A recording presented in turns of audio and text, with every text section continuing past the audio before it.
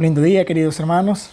Es una dicha enorme la que Dios me concede de poder estar compartiendo un devocional en esta ocasión. Gracias a nuestro Creador que nos da la oportunidad, nos da la vida y nos da de su gracia para poder seguir adelante, para poder luchar y tener un esfuerzo constante por ganar la vida eterna. Gracias a nuestro Creador por un amanecer más, por las aves que cantan por la mañana, por el sol que sale y por la vida que nos brinda.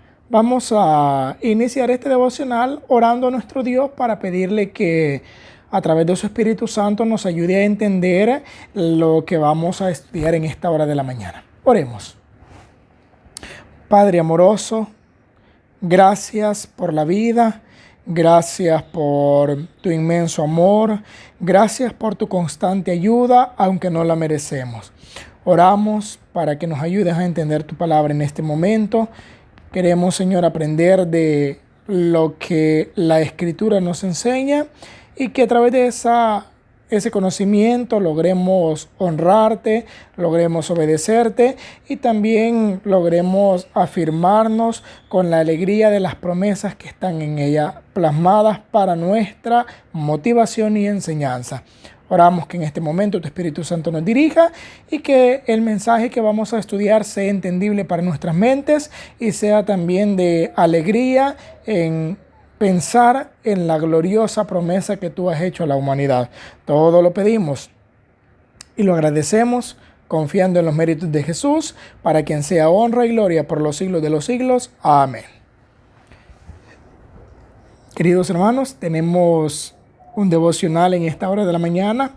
Hemos estado estudiando con nuestros hermanos la parte justamente de las escenas finales de la historia de este mundo, escenas que son bastante impactantes en el sentido de cómo van a ocurrir todos los acontecimientos finales, también en el hecho de cómo Dios obrará en favor de su pueblo y de cómo de manera muy especial también dará una recompensa a aquel que le aceptó en el tiempo indicado.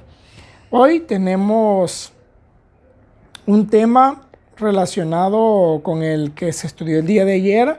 Ayer se nos hablaba un poco sobre la resurrección especial. Hoy vamos a hablar sobre la resurrección para inmortalidad, o mejor conocida como la primera resurrección o la resurrección general de justos. Vamos a hablar un poquito sobre esta resurrección. El devocional nos enfoca algunas cosas que vamos a estudiarla. Tal vez no es que vamos a ver los detalles de cómo va a ser esto acá, esto lo otro, quién va a hablar, quién va a decir. No vamos a ver esos detalles, vamos a enfocarnos un poco más en la parte de la forma en la que los fieles han de recibir esa maravillosa recompensa, la promesa de la resurrección para vida. Ahora vamos a estudiar la resurrección para vida, para inmortalidad, y si Dios me regala la vida, el día de mañana estaré compartiendo sobre la resurrección para muerte, la resurrección general de impíos o de malos. El versículo que vamos a tener en esta mañana como base, como introducción y como también el tema central de estudio es el libro de Primera de Tesalonicenses 4:14. De la Nueva Versión Internacional lo voy a leer. Dice: ¿acaso no creemos que Jesús murió y resucitó?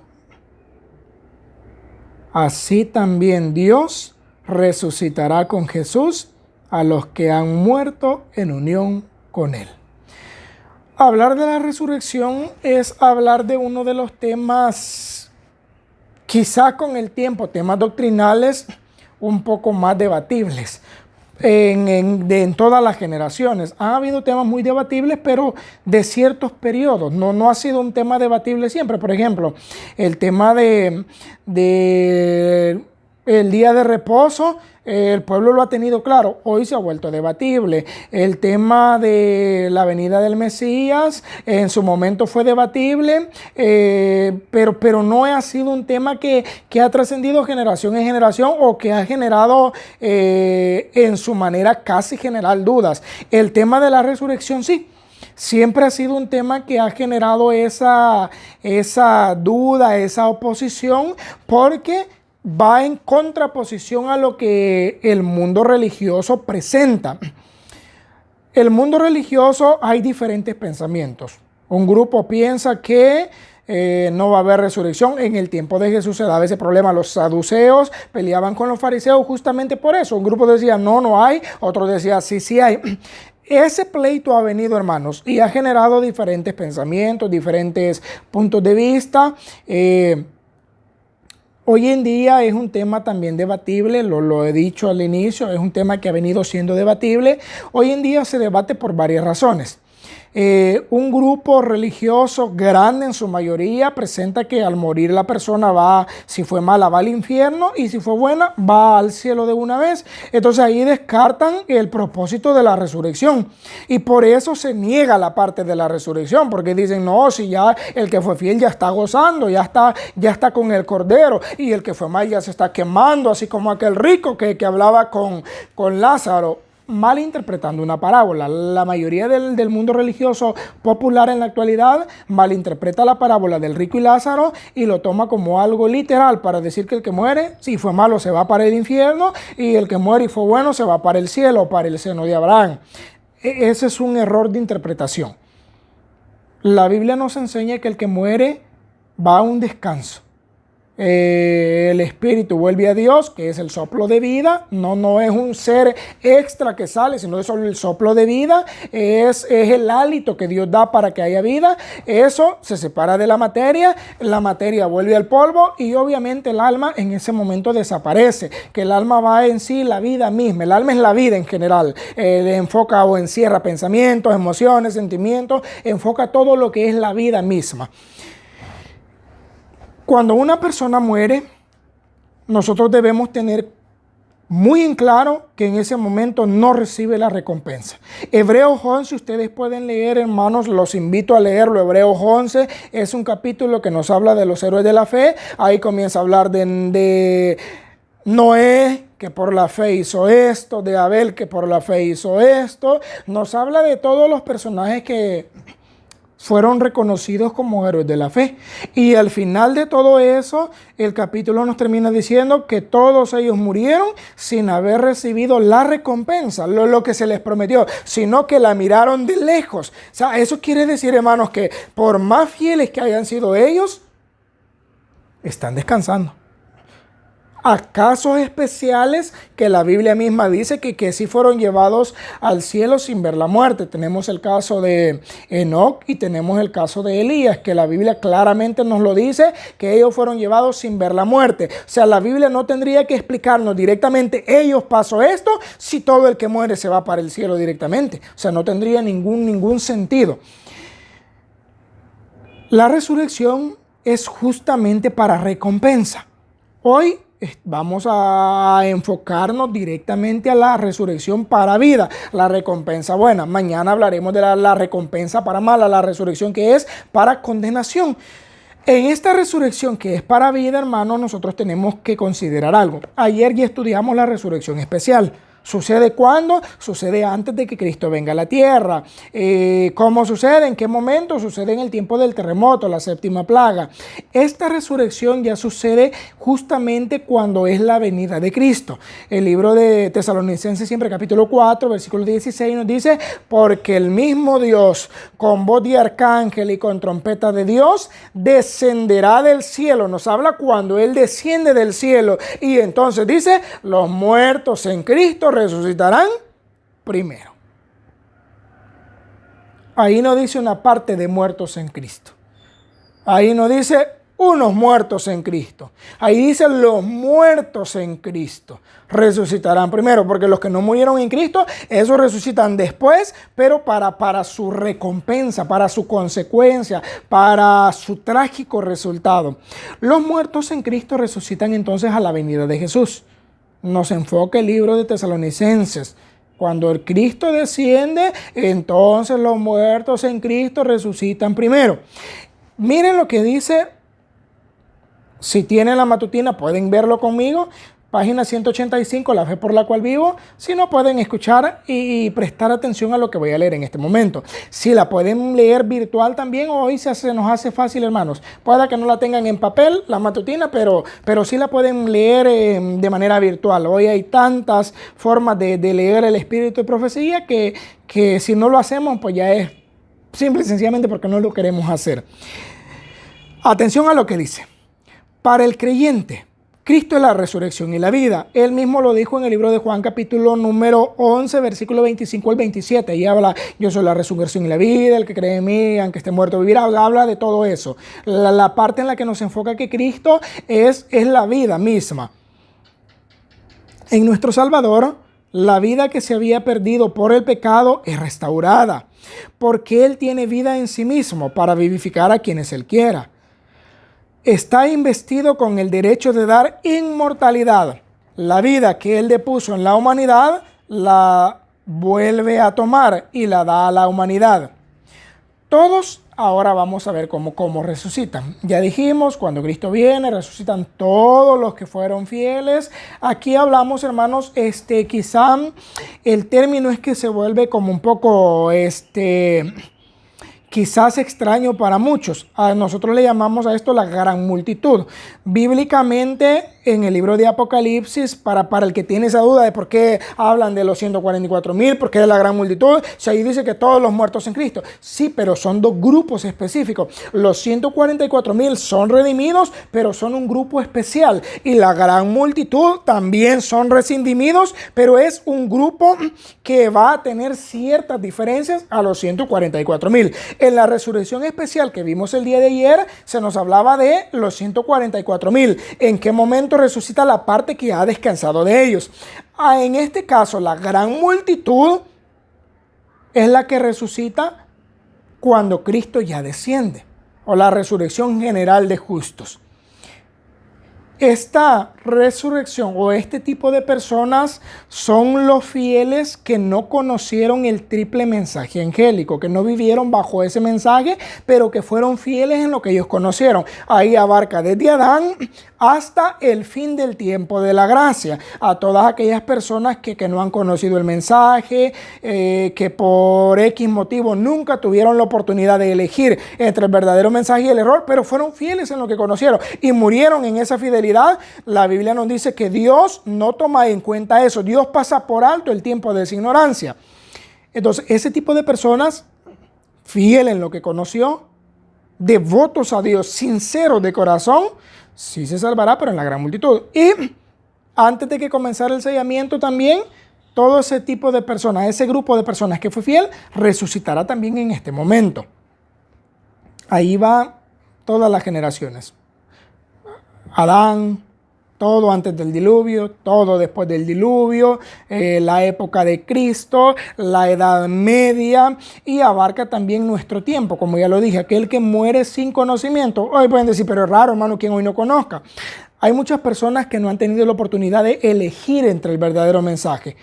Sí, escuchan la palabra de Dios y todo, pero el verdadero mensaje, hermanos, de repente no les ha llegado. Y es nuestra labor ya hacer que les llegue. Es nuestra labor predicar. A veces decimos, sí, hermano, ya les ha de haber llegado el mensaje. Hoy todo el mundo sabe. Pregunto, ¿lo hemos predicado ya nosotros? Y pienso que todos debemos pensar que no se ha hecho. Hay muchas personas que todavía mueren en ignorancia.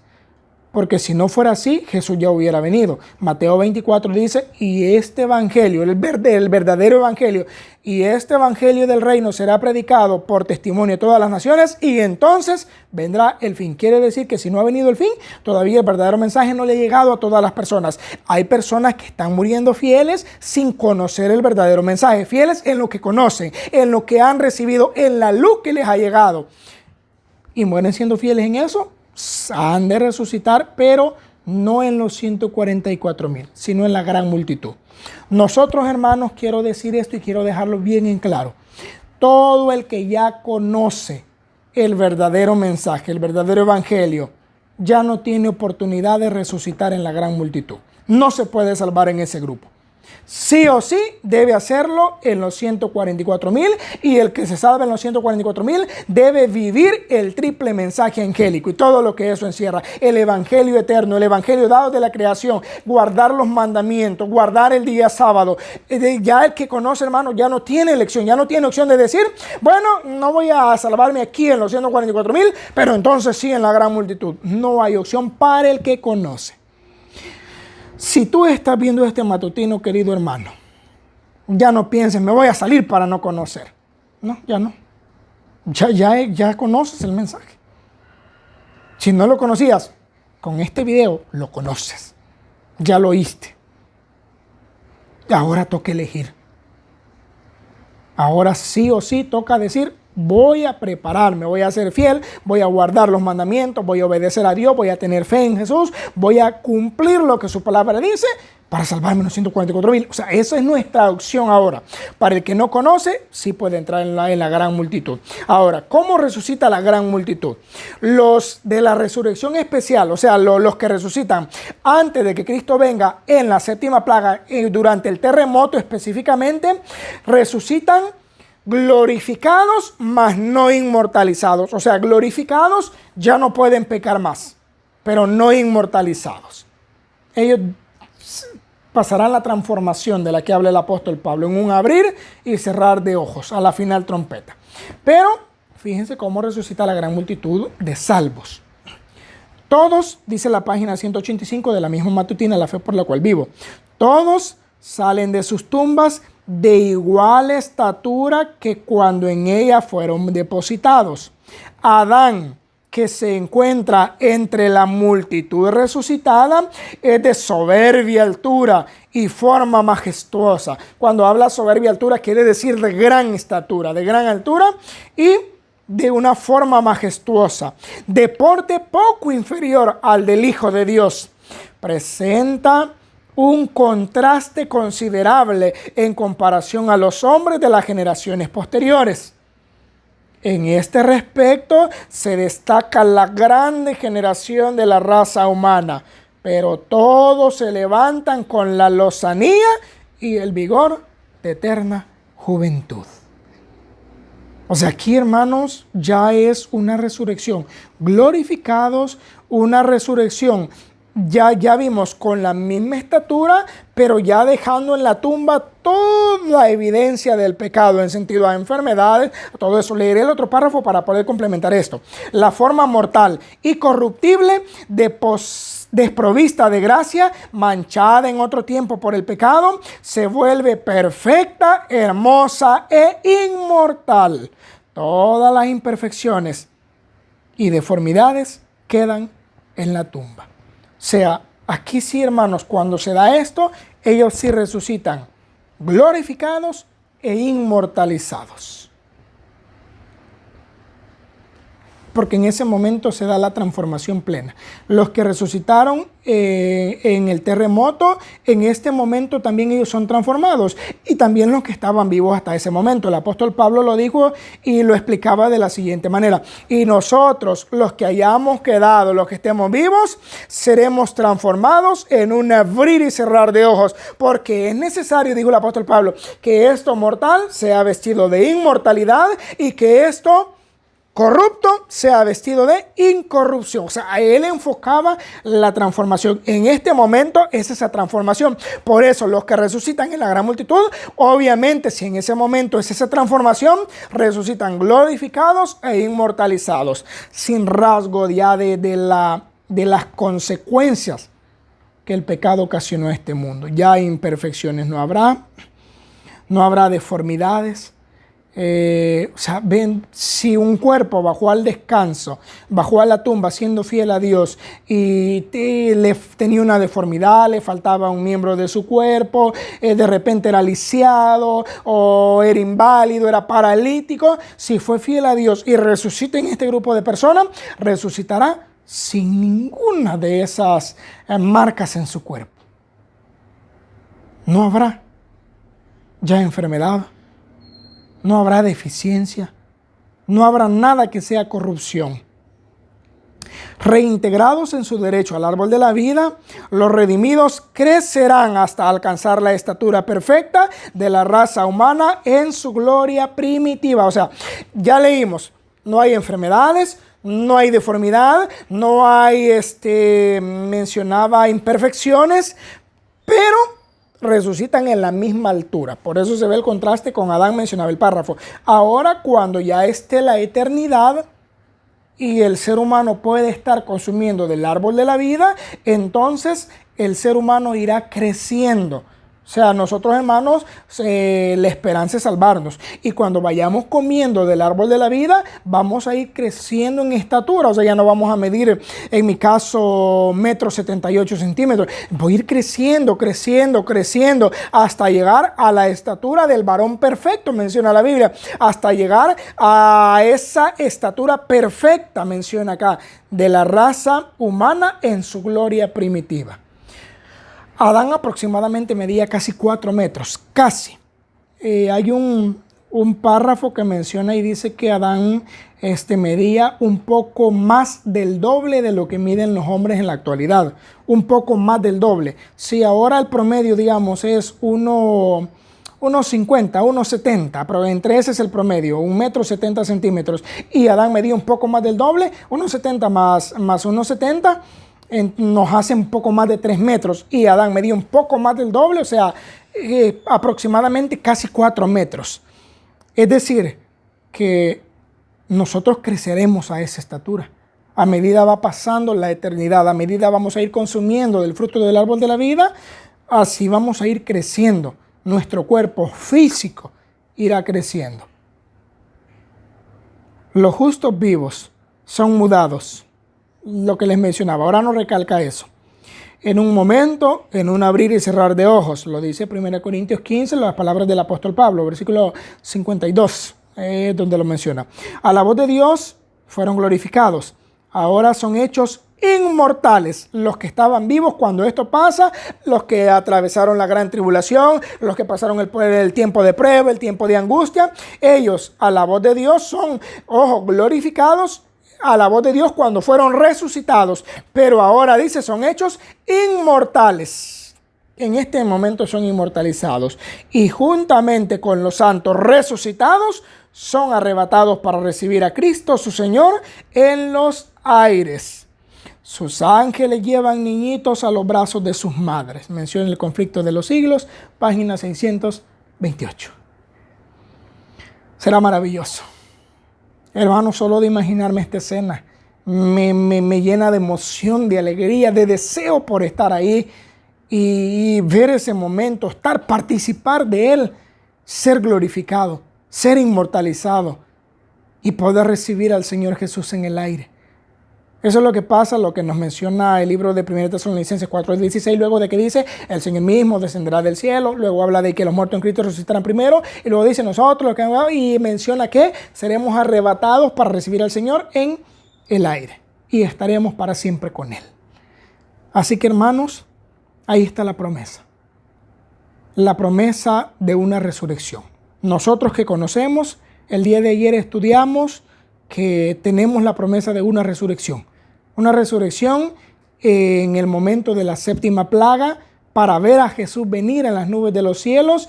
Y si nosotros somos fieles y nos preparamos, vamos a estar de pie cuando esta resurrección que hemos visto ahora suceda y vamos a ver a la multitud de redimidos levantarse y proclamar victoria. Veremos a Adán levantarse, proclamar la victoria, darle gloria a Dios y nosotros nos vamos a poder unir a ellos. Hermanos, luchemos. Seamos fieles, preparémonos para que si llegamos a morir, a descansar antes de que Cristo venga, podamos resucitar para vida eterna. Que el Señor pueda bendecirnos y pueda ayudarnos en medio de su oración. Amén. Vamos a orar para finalizar. Amoroso Padre, cariñoso Dios, gracias por tu bendito e infinito amor.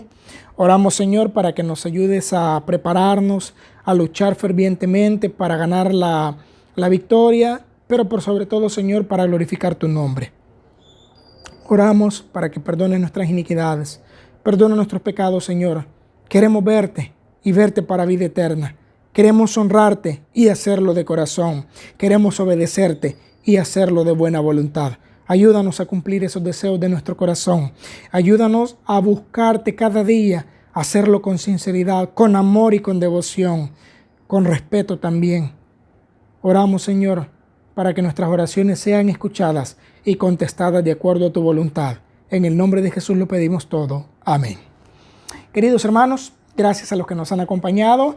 El día de mañana, si Dios me regala la vida, les espero con el tema de la resurrección de los impíos o de los malos, la resurrección para condenación. Así que si Dios nos regala la vida, el día de mañana nos vemos. Deseo un lindo y excelente día para todos.